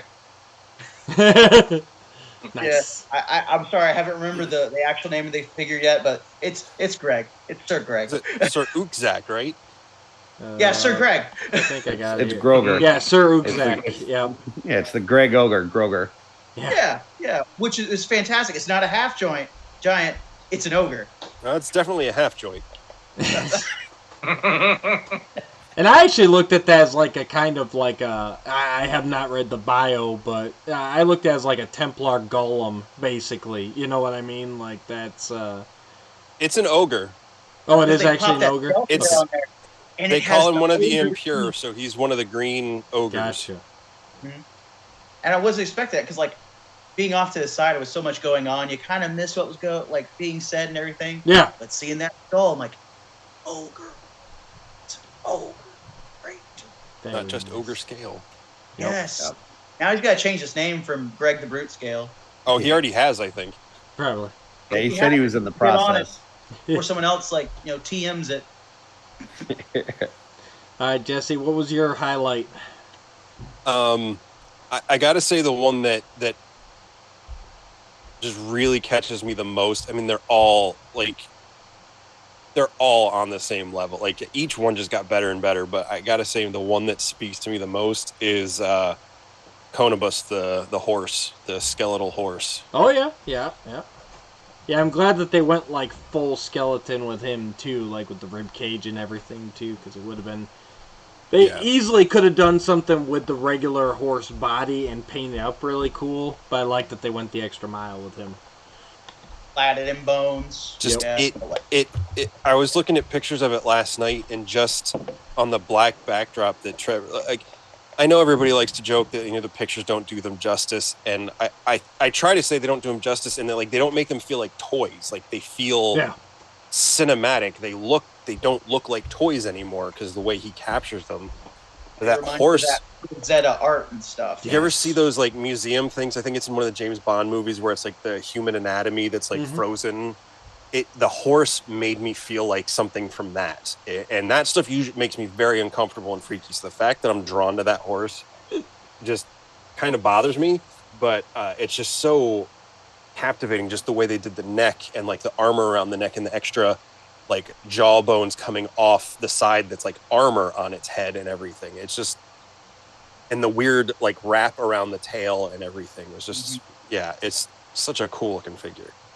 It kind of looks at least around the pelvis of the horse where it's that's where its hide used to be, and it kind of hides where the joints connect there, and it's I can't wait to see without the armor on there, because you could take all the tack off every other horse. I'm I can't wait to see without the tack. Well, and then if you get other horses and use an Equidron or any of the other, half undead horses, you can pop and swap and make them have more bone pieces.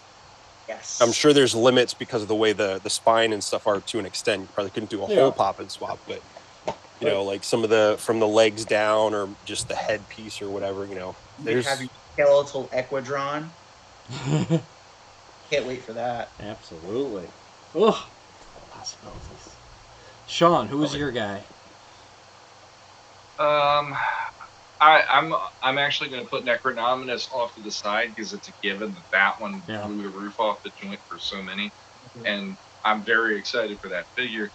But I'd say it's a tie for me, with one edging out the other just a little, and I don't remember the name, but it's the Beastmaster Ghoul. Balulith. Yeah, I don't know the names very well, but I'm not even drawn to the female figures most of the time. But she's one where I'm okay, I guess I'm in on a female figure finally. And the Wraith, one that they had in the last pre-order, the two of them in the Poctus wave, both of them are really turning me back into, I guess I need to have some female representation on my shelves finally. But I love that she has those little critters that are just bone critters. And then they said you could even pop the cage open and put other things in there. So basically they were thinking of the customizers and going, you could have a field day and just put whatever you want into this thing and go crazy. And then the other one was Sir Gideon 2, only because when you upgrade something, you make it look good, and that figure to me is I don't even need the first version ever. I'll do that and I'm happy. So, yeah. You make me sad. I'm not going to be a completist ever, and I'm not. You're into the Knights and Templars, and I stay away from them because they don't do much for me. But Gideon did when I saw him at least. Yeah, right before LegionsCon, I did a Legions cast episode. We were kind of talking about our predictions and things we'd like to see and wouldn't want to see. And one of the things I said was I didn't want to see a Gideon 2.0. And the reason I didn't is because I just spent all kinds of time and money finding mine. And I know that if they do one, they're going to make it so much better. And it's going to make me sad. And they did. Well, this one, I'm already fishing around and trying to sell the one that I just spent the time getting, because this new one is completely fabulous. And you're right, it's awesome. It- But and you know he's- that He's Beastmaster just figure, a $37 figure, right? exactly. Yeah. $37 So yeah. with two heads and all the Mhm. soft goods and that shield with the big logo on it. I That mean, pauldron. and a Heaven's But- Brand sword. And a Heaven's Yeah. Brand. Heaven's Brand sword by itself is going to cost you more than $37. Yeah. Oh yeah. But luckily, there are enough completists out there for Mythic Legions. You'll have no problem selling that 1.0. Oh, yeah, I because there should are be able those to sell guys who still will feel their collection is not complete without Yeah. the 1.0. So Yeah. I looked at that wave and I was like, not only do I need to sell my Gideon, I need to probably sell some of my Mondos. Because I need quite a bit of this wave. And I will say on that Beastmaster figure, I looked over at Billy. He saw that blue hair on her, and man. He just lit up. He loved that. Yeah, that was. I think that might have been his favorite part of any figure is that it was blue the hair. theme of the weekend from that point on. He liked that figure enough that there's a little Just kept something building going and on the rest of the building. week. Yeah. But no, I was amazed by that figure because Yeah. when they showed the pictures of it and they showed that cage, I was like, oh, it's got this empty cage and she has the skeletal bird, the chimera and stuff. And we talked about, oh, the cage can open. I'm like, oh, cool. Someone's going to print out like a monkey and stick in there or something, like skeleton monkey. And then like taking the pictures when they brought it on the table, I was like, oh my God, there is a highly detailed skeletal snake in there. yeah, Mhm. Yeah. So Well, and then I thought it was interesting that throughout the G-Con event, Treadway said numerous times, he was talking about how, like on the faceplate of Elijah coming off, he's like, well, we really wanted to create something that would be helpful for these, the 3D companies and people that want to make extra parts. And then he said that with the cage, and it's like, they understand that this community is built around customizing and changing things and created, and they don't like. I don't know any other toy line that would do that. Like most toy lines, it's like, this is our property, leave it the hell alone, buy it the way it is and put it on your shelf. Yep. And they're not. They're like, here's what we've put out there. Now let's see what you do with it. And I just think that's amazing. I also want to give a quick shout out to the ghoul/ghost Legion builder figure that they're doing, because that one's one that it's like in my top 5, but if I had to whittle it down to a top 1 or 2, it unfortunately couldn't make the cut. But when I saw that one and they had the the effect of like the ghostly wisps coming off the head, and then even the eyes have wisps that come out, and they were saying maybe those could be detachable or not or whatever. And you have a ghoul now, and that's something that people like zombies/ghoul and all that. And that is definitely, it's adding to the line just by having that figure represented, because it's like, yeah, we have skeletons, we have monsters, demons, but there it is. It's like that middle point in between the two, and it's in that figure. And that one's one that I hope they get a few of them when they come out, because that's going to be fun to Legion build, since you can do multiple options. Yeah, and it's not exactly a blue Hagnon, but it was a nice, like, here's kind of a blue Hagnon. Shut up, Colin. Just take it, damn. Yeah. on like if it was going to glow or not from what they said at G-Con. So it's like it still may be like a different color. Who knows? They said they were looking into that, I think, right? Yeah. Yeah, they're like, who wants green? Who wants blue? And then I think Joe Vasato was like orange. Bill Mancuso. I think he said chartreuse. I think, I mean, between the Undead Builder, the Tuberculi, and the Reaper, which I know itself is not a Legion builder, but like those three are ones I'd like to have multiple of to do. You got to get at least like 3 to 5 of those Tuberculi and just like mix all the bones up. It's got 2 different heads. It's got the bendy tail. If you've got 3D parts from other companies, you can put different animal heads on it. Like what if it's like this weird bestial thing with like one of the orc heads from Legion shop on there, the orc skulls, and like the Undead Builder, since it comes with, it's basically one complete figure, but you can swap out any of the flesh parts can either be the zombified flesh or the translucent spectral parts,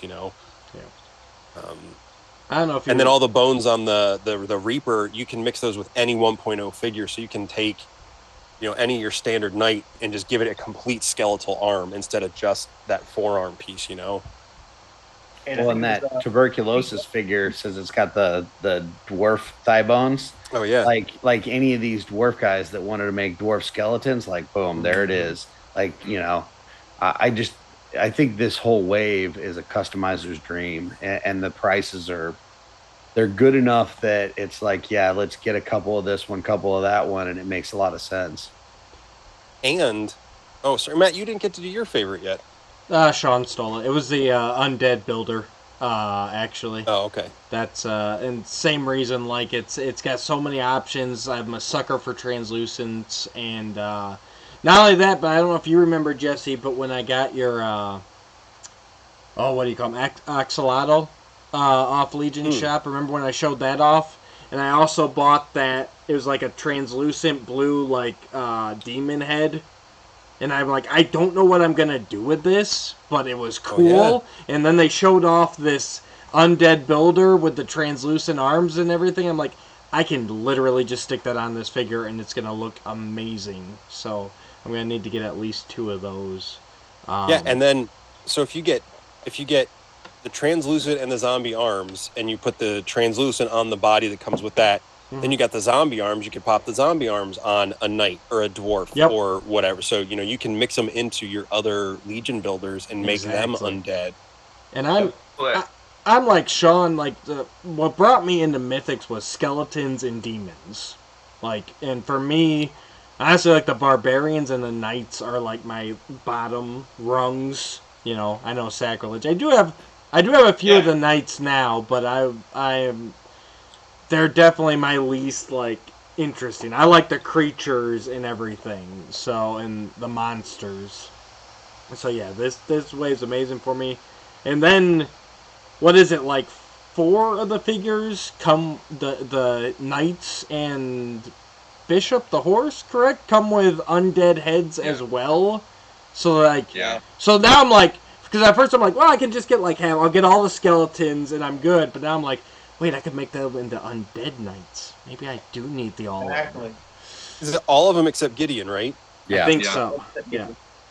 Yeah, the Heaven's Brand sword protects him from being turned undead. Yeah. Yeah. But not his horse. Not his poor horse. No, not his horse. Well, I love it. Like this one for me. I could be wrong. I'm not 100% positive on other G-Cons, but this one to me felt like they were really trying to push story more with these figures as well. And the Sir, I can't say his last name for it, but the Sir Greg. Yep. They made a point of really getting into that bio, and for somebody like me, like leading up to that reveal, I was standing next to Brad from Legion's Lair, and he's like, "It's gonna be an Ogre Scale Knight. It's gonna be Ogre Scale Knight." And I'm like, I don't see what the point of this Ogre Scale Knight is. It didn't do much for me. And then they read the bio, and I go, when you got me, like you got me. I did not see that coming. Where it's like a redemption story with that figure, and I really dug that. It's got like I love that in stories anyway. It is kind of like a cliche. But if it's done well, it's a great moment in a story, and like that character represents that, which I think is great. But then also doing the face plates where you can put in the skeletons. So in my head, when they said that and when they showed how that would work, the first thing in my head was I see Gideon all alone on the battlefield, and even his men are turned against him, and I'm like, I want to watch that scene so bad right now because it made me think of the first episode of Walking Dead when Rick's going on the horse into Atlanta, and all of a sudden he's surrounded and he's like under the tank trying to save himself, and it just made me go like, it's that, but only I'm gonna love this because this is more my speed than Walking Dead ever was. So yeah, I really appreciated that with these reveals. You can just tell that the story is starting to really pick up with each reveal. Tearjerker of a story for Bishop? Come on. Now see, I missed that one. No, I haven't. So read the Bishop horse, yet. it was born lame in the Heaven's Brand stables. Okay. Or whatever the stables. And young Gideon begs the stable master to not kill it. And he's like, no, this thing, it needs to be put down for its own good, but you can pray the night. If it makes it through the night, we'll spare it. And then so Gideon prays for this horse all night long, falls asleep with it, and they wake up the next morning and they everybody can tell that Aetheron had touched it and healed it, and they've been like an inseparable pair ever since. And the fact that you can have a horse have that bond with a human character, I always really like that, when, like with Aragorn in Lord of the Rings, when that one horse, Brago, finds him at the river and, they're together for the rest of the movie. And I just really like that. Just, that kind of like reverse Old Yeller twist on that. It's first and then they're like, here's a skull head for it, so it just comes. Yeah. Well, that's not Bishop. That's a different white horse. That's not different white Bishop. horse. That looks just like him, and they've never been seen in the same room together. All right, if there's 4 white horses lined up, and then they you go into a different barn and they tell you it's a different horse in each one, would you be able to tell them apart? I've got to say, like, for me, this whole wave felt like a love letter to customizers. Yeah. Like it was almost like they said, we don't give a crap what the tooling budget is for this wave. Like, we're just going to create new cool stuff and still keep the prices down. It's like, I don't know. I mean, you look at all the different stuff that's on here. I mean, they made a skeletal horse. Yep. Completely skeletal horse. They made a completely skeletal figure that they then put all these soft goods on, and it's $37. A new Gideon with a new head with soft goods, and it's $37. Like, like I said, I just feel like they threw the tooling budget out the window on this one and said, we're just going to make the coolest wave we can possibly make and throw it out there, and they did it, man. It was killer. I dare anyone to go look at the turnaround shots of especially Necronominus and Maxilius. Just the level of detail in all their accessories. If you look at Necronominus's his headdress, there's feathers going up inside that headdress that are wrapped in that gold bone. So it's this whole kind of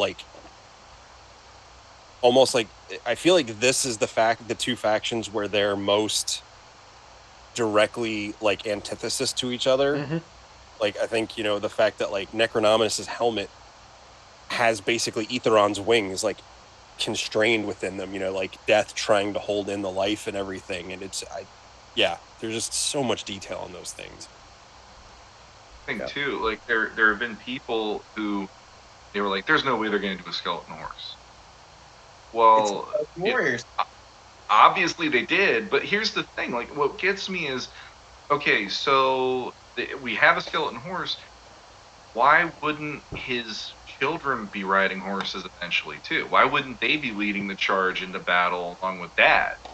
So we had Balius, and then we got what is it, Boreas? Brother Mandibuted, and then on top of that, we have the Headless Horseman horse, which you can use, Aethon, and everybody else. And it's why wouldn't they make maybe 2 or 3 other skeleton horses that you can use with the rest of the Necronominus characters? Have them on horseback too. So to me, it wasn't that big of a stretch, but it me having the thing about the Ogre Scale Knight was one thing, but me looking on the other side of it and going, they could use skeleton horses now until the cows come home, which they'll be dead cows probably anyway. But what I'm saying is, why haven't we gotten a cow yet? I don't know. We got a moose. Wave yet? Yeah. But I see usefulness no matter what in that, and it's so special looking because it's so not what you would have figured them to do. Is people are going to eat that thing up. And one of the things Corn Boys said at the Four Horsemen table on Saturday before everything kicked off was Necronominus is our biggest wave yet, because they've been taking that. Obviously, they pay themselves, everyone, stuff like that, but they take that excess, fold it into the next wave, fold it in the next wave. Mm-hmm.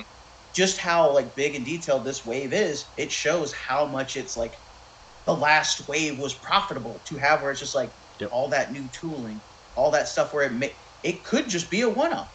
Necronominus, they're never probably going to use that head on him again. What else could they use it for? Yeah, exactly. They got to just plus it so much. Yeah. I'll be honest. Like for me, like I already feel like I've got too many horses. Like I just like when you're putting this stuff in detox, like that takes up a lot of space. And if we start getting too many more waves that have 2 and 3 horses, I may have to not go all in. I may just have to order the figures and not the horses, just because it just takes up too much space. Or work out a deal with a friend. Right. Yeah. I mean, do the all in and just trade or sell. Christmas presents. I may have to do that, because like I definitely wanted the big 4 with their horses, and you had to have at least one moose, right? But other than that, like all these other horses, it's like you just don't know where I'm going to put this stuff, and I don't want to have to start selling figures. What's that? A horse is about worth 6 bottles of wine. Just saying. For Gotcha. value. Gotcha. Oh shoot! So and the other kind of thing they dropped, or I heard somewhere, was that in regards to what you're saying, is they really blew the budget on tooling here, but they've already said that this wave kind of rolls into the next All-Stars wave as well, to where so now in the All-Stars wave, I'm sure they're going to do it like the last 5 plus. For 6, and where we'll vote on a handful of characters, and then they'll throw some new stuff out at us. So I guess they're really just at a point now where they can look forward to, like, yes, we're spending a ton on tooling here, but now the next wave is going to be that much less on tooling. So like the past wave's done good, and the next wave, and so we can really just spend a lot of money here. And that's just some really awesome thinking for a company. No one else thinks that way. Every other company is this wave. All-Star 6 is going to be All-Star 6 Plus already. Right. But again, next year is titled Year of Necronominus. Like there could be like a smaller wave toss in there of like 4 or 5 figures. Who knows? Yep. And then when 2024 rolls out, when we start getting these figures, it's just going to be a mayhem of skeletons in 2024. Do you think we'll see a skeleton troll? I wish we get a skeleton troll inspired by humanoids that has a skeleton troll, opens up, put a 1.0 or a 2.0 figure in there, and trap him. I love it. That's all I want. That's all I want in my life. I would prefer to see a regular troll with skeleton armor, like just like bone armor all over. Mm-hmm. I like that. Like an upgrade pack for a troll, kind of like how the pack for the yogurt. Yeah, troll kit. I'd love more upgrade packs. That'd be cool.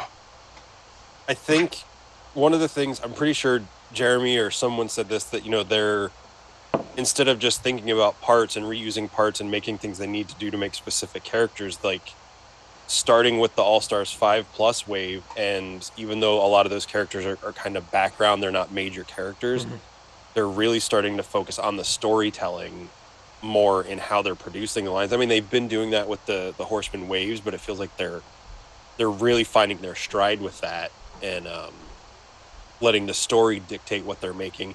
And the fact that both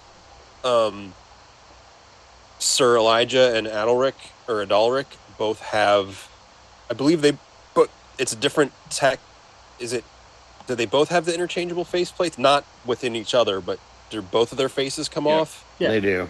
But they're not, so they've got 2 new style heads. Yes. For interchangeable faceplates with different style helmets. They've got the new torsos. The skull or the skeleton torsos are similar to the new Alithia ones, where the chest piece comes off and it's got sculpted stuff underneath it, so it still has that mass and everything.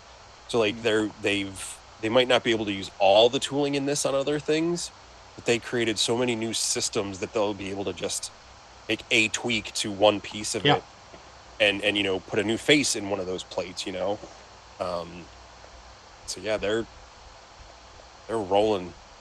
and this wave too is that like they keep saying this is not the end of the line. It's like, how could it be? We have so many new things they're adding each time they bring out a new wave, and this one was proof. Like, no, they're banking on the future. They're not just oh, we're gonna give you the same because that was something they said at G-Con, that they had almost like a running joke of how many pieces are going to be reused. Yep. And they couldn't find many anymore compared to previous waves. And I mean, it's funny, even Necronominus is making me look at Arethyr, who I thought was like, holy crap, when I first saw him. And I'm kind of like, Arethyr is kind of like, compared to Necronominus and all of this like crazy sculpting and the work they're putting into these. I still like them, but it's like, man, Toxus and Necronominus are really upping this on just the sculpt level.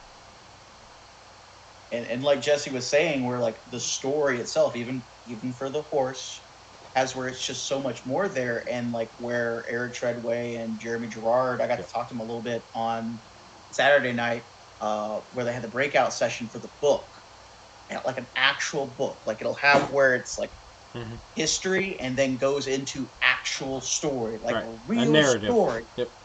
I am so stoked for an actual book and story now. Yes. It'll be fantastic. And that's what I was talking about, Jeremy Gerard. There was no narrative. Have a tribute to Matthew Duge. Buy our stuff. Here's your story. Shut your mouth. Here's our story. But I do think it's cool with this line that even as they're fleshing out that story a little bit more, that there's still enough openness. Like Jesse was saying, it could just be a white horse, so there's still enough openness that you can add your own creativity to it. It's not that you're locked into, these are the characters and that's it. So, and I did want to say, I caught Jesse on your show with Jeremy. You started talking about like horse bios and things like that. And then look what we get. So I'm going to give you credit. I'm going to give Jesse credit for talking Jeremy into doing horse bios. Well, I guess because like Baelius and Boreas were just supposed to be, it's like, why bother giving them such cool names? Especially like with Boreas being like named after the west wind or the east wind or whatever. And, he's like, when you don't have a cool story for them, it's like, you could just be like, the brown quarter horse or the gray war horse, Yeah, Legion Builder gray horse. Yeah, if you got bios for them, like I'm fine if it's not on the box I have when it comes out, but like if Boreas goes with Dubon, there's a story there. Yeah. It maybe not be that same sentimental like tug on your heartstrings that Bishop is with Gerard or Gideon, but yeah, and like Alder's got somewhat of a story, at least in the other people's bios, because like mooses are rare. Like I can't imagine there's a ton of these mooses around for people to ride in the battle. In the official story, I mean, how people do it on their own shelves is their own thing, but like, it was specifically trained and bred for Artemis when she became queen. Well, so like, I don't care what the story says. The moose goes with dwarves. That's just the facts. Anybody that doesn't put the moose with dwarves, you're wrong. Well, right? I'm wrong. I guess my personal head canon, or just kind of fix why they don't have bios, is that Baelius and Boreas aren't names; they're varieties of horse. Like we have Mustangs and stuff like that. Like it's that type of horse is a Baelius, not necessarily his name. That's just how I kind of rectified it in my head. But I'm all for bios. Whatever makes Jesse happy. So. Yeah. If Jesse can get an animal bio, he's good. Oh, I love it. All right, guys. We're approaching about 2 hours here. So how about your guys' favorite memories and anything else you want to slip in real quick here? Hit it, Sean. All right. Favorite memory, and I'm not trying to brag, but my favorite memory probably was going into the convention with literally $100 in my pocket and leaving with everything I left with because of winning the My Wife Is Gonna Kill Me kick contest. and almost having Anthony Halcyon wrestle me, which made me automatically go truffle shuffle because there's no way I'm going to fight that man in my life. And he also looks like Captain America, and Chewbacca had a little bit of a thing at one point, and there he is. So it's very intimidating. I've never seen a man with that much hair everywhere. It's like, what the hell? A lot of hair. But yeah, that moment was I was actually embarrassed because I could not believe everything I'm taking back from that panel. Hit us with the list. What did you walk away with as the Muay Tikkum Trivia Contest winner? Well, the shirt was part of it, and then I got the exclusive pin set for the convention. They also gave me the Wolf King Customs exclusive Furious 4 non-painted set, so you can have some more accessories like Crocs for the Travis skeleton, which amused me. And then they gave me 2 Furious 4 packs, and then Cornboy walks in with a Headless Horseman. Because he forgot stuff that he was going to bring, and so now that's apparently getting sent to me over the mail, and I'm like, I did not expect any of this. Like, I just went in thinking, Anthony wins everything. Of course he's going to win. So that was one of the craziest moments of the whole convention for me. Well, and you got good news the day before from Mondo. I don't know if you want to share that. We'll hold on to that one. Thank you for that as well, because that one I actually shared that with Thomas Rydberg, and he almost hugged me when I told him, because he was just like, oh my god, I can't believe it worked. Yeah, I didn't think it would either. Yeah, we'll have to do some stuff. We'll get into that later. Yeah, we'll get into that later. Very nice. And I'm just proud of my boy, because I have ran him through the ringer many times on trivia contests. Yeah. That's kind of my thing, and he represented the podcast very, very well. I'm hoping that pops up at some point on their channel. It did. It's there now? Last night, because I got to listen to the whole thing finally. The audio. They didn't do the video. Yeah, they didn't do video, but the audio version. I was supposed to get to see a truffle shuffle and a naked bear man. You gotta come to LegionsCon. Yeah. What good are you? You all have to do it here. You all have phone cameras. Where's my video? Some things you have to be there for. I know. Sean's Truffle Shuffle. That's the best I can do. Billy's Power Bomb. My breakdown at the end of the show. You just gotta come in person to experience the whole thing. Yeah. Absolutely. Next year. Jesse, your favorite? This is impossible to answer. I'm not even going to cringe at myself for saying, but genuinely meeting people that I've been talking to for the past year, like, and there's just too many people to name. I mean, like, Curtis and Billy, like, meeting you guys in person was definitely something I was really looking forward. Unfortunately, I had 2 extra days to get to spend with you guys that we weren't on that floor. But I mean, getting tapped by Cornboy to go up for the presentation was really cool, and just like it's surreal to think a year ago I wasn't really into this. Not negatively, I just hadn't gotten that involved yet to where it's come, and because of all of the community between Sean not twisting my arm to go last year, but kind of like he's like, nah, come on, it'll be fun. So like, and getting to do all of this with Sean was definitely would not have been the same without Sean. So I'm gonna go with that. Likewise. Very nice. Billy? Oh God, it really kind of how Jesse said, it was meeting everybody. Like, I got to hang out with Motu, Joe, and Russ from Retro Rags Limited for a little bit there. Oh God, just talking to them was great. Talking to everybody from like Lady Tank Studios and Detour Customs and the Four Horsemen Studio, just on like a normal level, not like, I love your toys. No, it's just like, we gotta get this done. Try to get this done. Just normal conversations with people were super, super cool.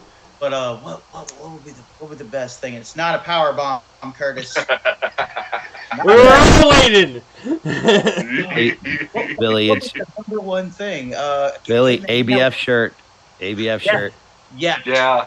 freaking corn boy tell me, he's like, stand up, spin around, and show off my Matthew Rodriguez made Yep. ABF sucks shirt. And I wish someone would have gave up their seat so I could have sat on that G-Con live stream and just been there with the ABF sucks shirt and the Battle Cat mold head there. Yep. And just, but no one would give up their seat. But it was worth it. It was fantastic. We were proud of you, though. Don't you worry. We were all proud of you. I was like, man, I should have brought extra shirts. I could have got, if I knew what size Corn Boy was, I would have bought him a shirt to wear at G-Con. What do you have against that Next shipping year. company? ABM. Yeah, the shipping company. Yeah, they or suck. the lifestyle choice. That's it.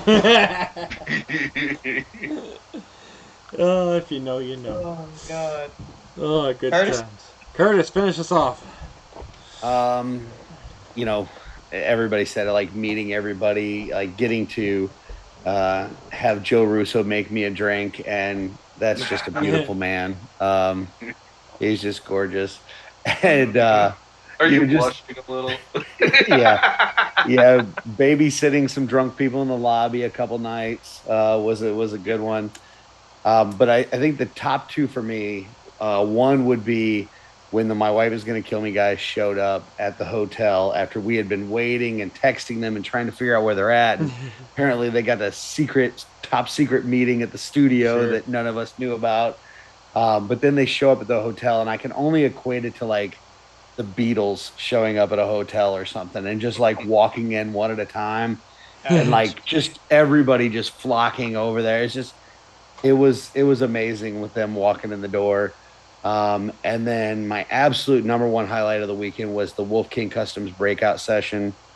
You know, I had talked to Len several months ago about, you know, trying to, you know, kind of do like a customizing tutorial or like, you know, start with pop and swap, maybe talk about some painting, that kind of thing. And it kind of grew legs as we went along. And I brought a bunch of mythic parts. Len brought a bunch of mythic parts and some fodder. We brought some hands and feet packs, and then I think the big thing that helped was I reached out to some people in the community that we were used as our experts. So we had Dorklair, we had Jesse, we had Luis Torres, Patrick Boyle, David Williams, and then obviously Jeremy Gerard, Mr. LBC himself. And so we brought all these people in here that had never once popped apart a Mythic Legion, and we just kind of split them up and put them with these different experts, and seeing their faces light up when they started popping these things apart and putting different things together. And they're like first they're like real timid and they're trying to like, and it's like, no, you just rip this apart. They're like, oh. And then they go to put a new one on and like, they just light up like, it's that easy. Yeah, it's that easy. Like, well, this is fun. Yeah, exactly. That's what this line's about.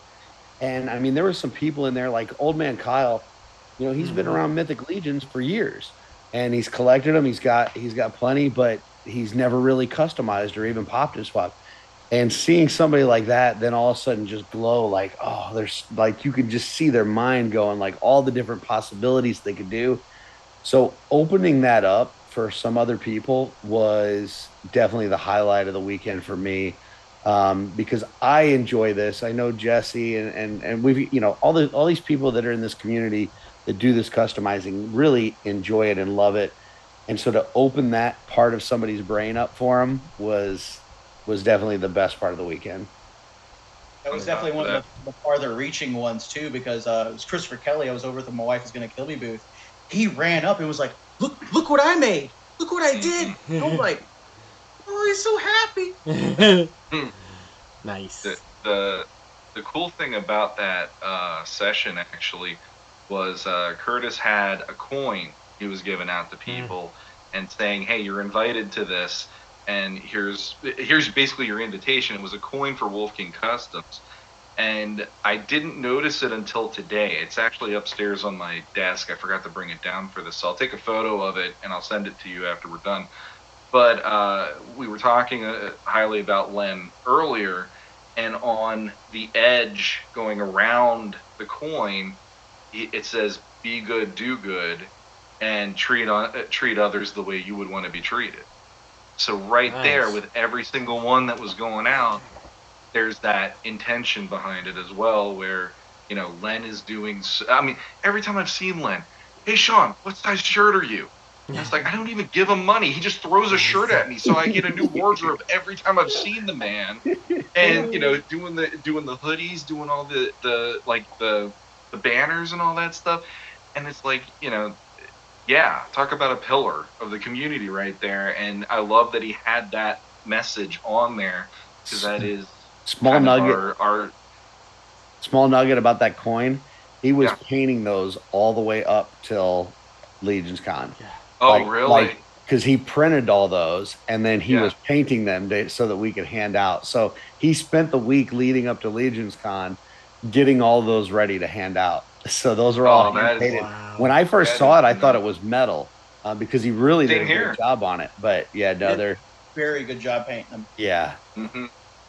And the other message, dirty jersey. dirty jersey. Dirty jersey, yeah, 2022. That's what I saw, yeah. Not so hidden. No. Not so good, no.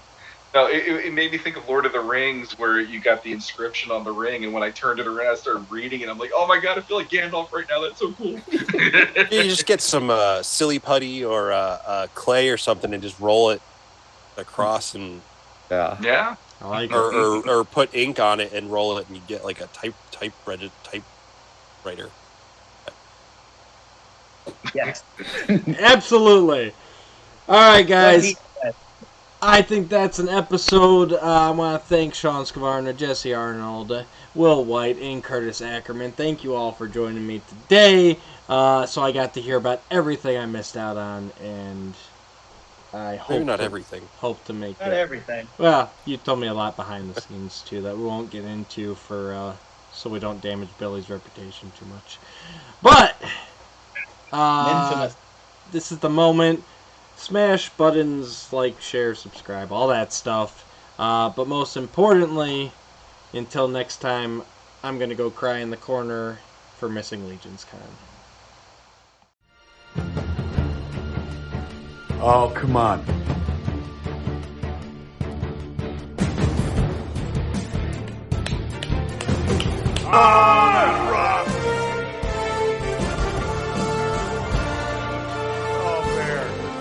Oh, bear.